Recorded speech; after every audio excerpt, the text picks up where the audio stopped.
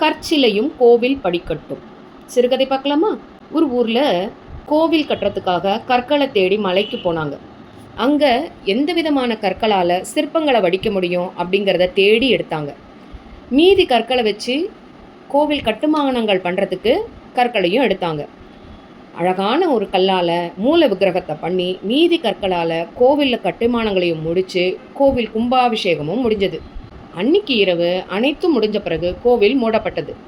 கருவறையின் படி மூல விக்கிரகத்தை பார்த்து சொன்னது, நீயும் நானும் ஒரே மலையில் இருந்து எடுத்து வரப்பட்ட கற்களே, ஆனால் உன்னை எல்லோரும் பூஜித்து வணங்குகிறார்கள், என்னை எல்லோரும் மிதித்து செல்கின்றனர் என்று வருத்தமுடன் கூறியது. அதற்கு அந்த மூல விக்கிரகம் சொல்லிட்டு, நம்மை தேடி வந்தபோது என்ன ஆயிற்று என்று யோசித்துப்பார். உன்னை உளி கொண்டு ஓரடி அடித்த உடனேயே நீ உடைந்து விட்டாய். ஆனால் என்னை அவர்கள் அடித்தபோது நான் அந்த அடியை தாங்கி நின்றேன்.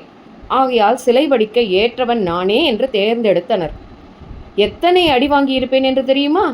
அத்தனை அடியையும் நான் பொறுமையாக வாங்கி கொண்டேன். அதனால் இப்பொழுது அனைவரும் வணங்கும் சிலையாக நிற்கிறேன். இதனால் என்ன தெரிகிறது? வாழ்க்கையில் துன்பங்களை பொறுமையுடன் ஏற்பவர்களே பல சிறப்புகளை பெற முடியும். வாழ்க்கையில் கஷ்டம் துன்பம் அடைந்தவர்களே சுகம் இன்பம் அடைய முடியும். கட்டியாக இருக்கும் தங்கத்தை அணிஞ்சு கொள்ள முடியுமா? முடியாது.